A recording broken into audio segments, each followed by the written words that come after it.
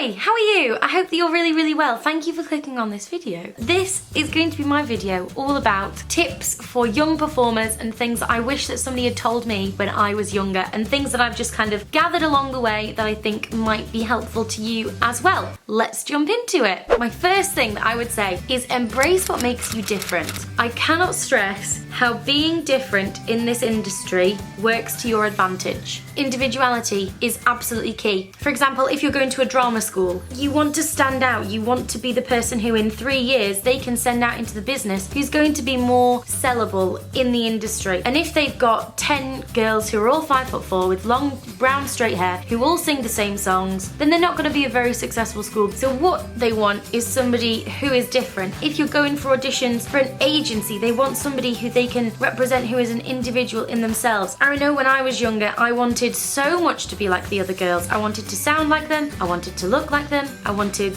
to act like them, and it's only literally since graduating that I'm like, oh my god, what I have for myself is my own gift and my own talent and my own individuality. I just think that, like, if you are a bit different, absolutely own it. And then at the same time, if you're thinking, well, I am 5'4" and I have got long brown straight hair, then try to find something that gives you that edge over everybody else. Try to think of what makes you different and then hone that. We are all different, we're not all the same. That has to be my main tip, has to be. The second one is obvious, but it's work very hard. You're like, well, duh. Work hard in everything you do. Just, yeah, work hard. It's an obvious one. My next one is don't get overconfident if you get the leads in your local theatre productions. I am a strong case for this, my goodness. So when I was growing up, I often got lead roles in the shows that I did with my theatre companies or my drama group. I would often get lead roles and solos and whatever. And then I came to London and I was like, holy crap, where's all my lead roles gone? And it was a real, like, culture shock for me. And I think that you need to be prepared that maybe you're a big fish in a small pond at the moment. When you work up the ladder, the fish gets smaller and the pond just keeps getting bigger. So I just think mentally prepare yourself for that, because I certainly wasn't. And then I just took it so much harder. Just don't be overconfident anyway. Have self-confidence, but don't be a big head. My next tip is that everybody's journey takes different time. Some people will be on the West End at 12. Some people it takes them until they're 35.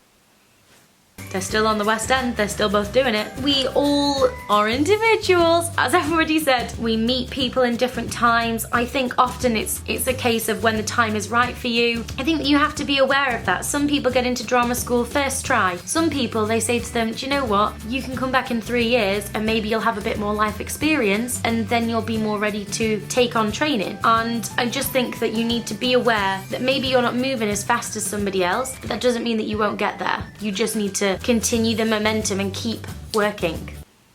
My next tip is that you should be nice to everyone that you meet, basically. Maybe you're like, what? You need to be nice to everybody. You never know who knows somebody. You might have done theatre with somebody and then be auditioning for a show. That person knows that you did the theatre with this person and they might say, oh, what's this person like to work with? Because when people are casting a show, yes, it's about talent, but a lot of the time it's about who they want to work with. Do you look like a personable person?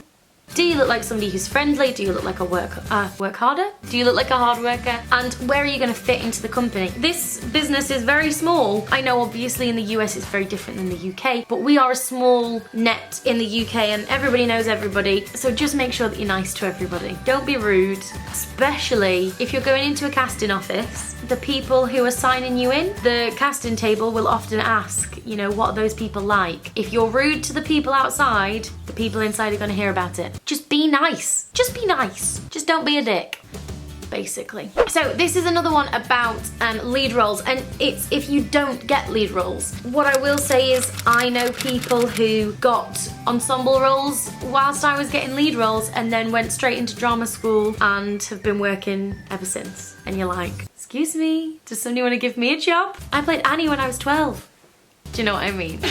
And I just think that if you aren't getting lead roles, don't let yourself get down about it. I've played ensemble roles as well. I actually really enjoy being in the ensemble. Obviously, you like the meat of a big role and you like, you know, working towards something and having that moment on stage on your own, and I get it. But some of my favourite show experiences have been when I've had a smaller role and you can create your own character from scratch, and it's like creating an original role all for yourself. And the more that you're able to put that into your role, the better that you are. And if you're in the ensemble and somebody pulls you out, not literally pulls you out, but somebody says, oh, I kept looking at you because you were putting so much into it, that is the best feeling in the world. If you're in the ensemble and people look past the lead sometimes to say, you were killing it, well done, honestly, nothing feels greater. So I do not want to hear anybody saying like, oh, I only got an ensemble role, because it's a gift in itself. My next tip has to be to take every single opportunity that is given to you. I really regret so many things, especially during my degree. We had talks, we had extra workshops, and I didn't go to them all, and I just want to kick myself in the face, because any extra training that you can get or anything that is being given to you, take it. Take the opportunity of an extra dance class. You know, if you finish a class and the studio's empty, go and use the studio, work on choreography, work on your belt, work on yourself, and just take every single opportunity that you can, because every tiny grain of everything is so worth it.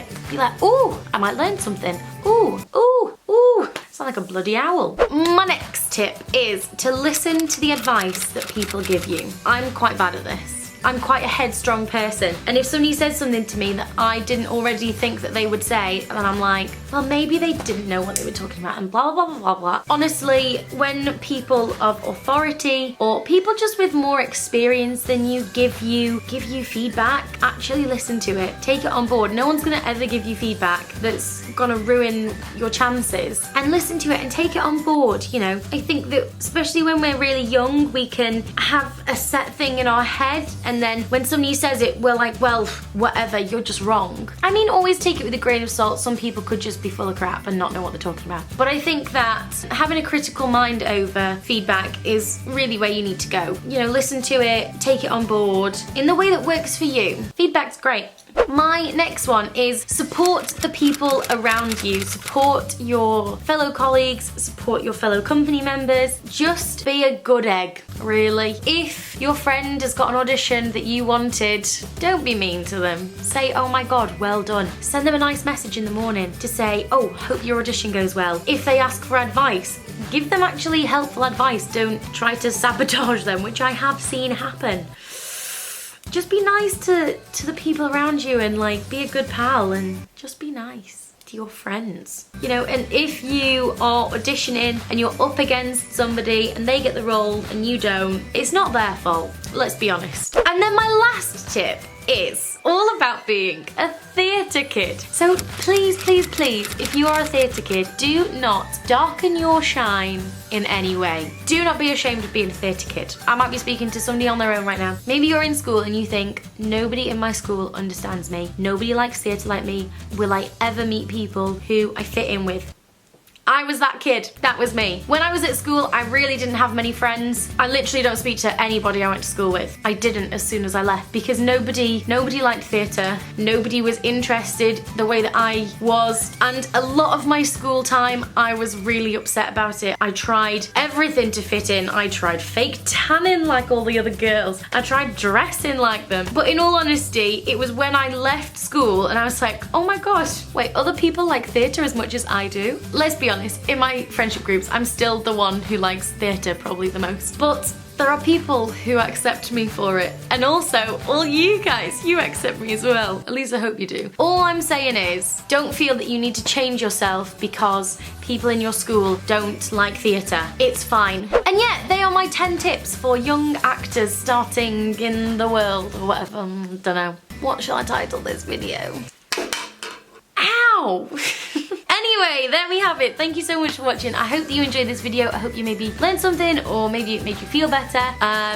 But anyway, I hope that you enjoyed it, whatever outcome it gave. And I will see you soon. Love you lots. Bye!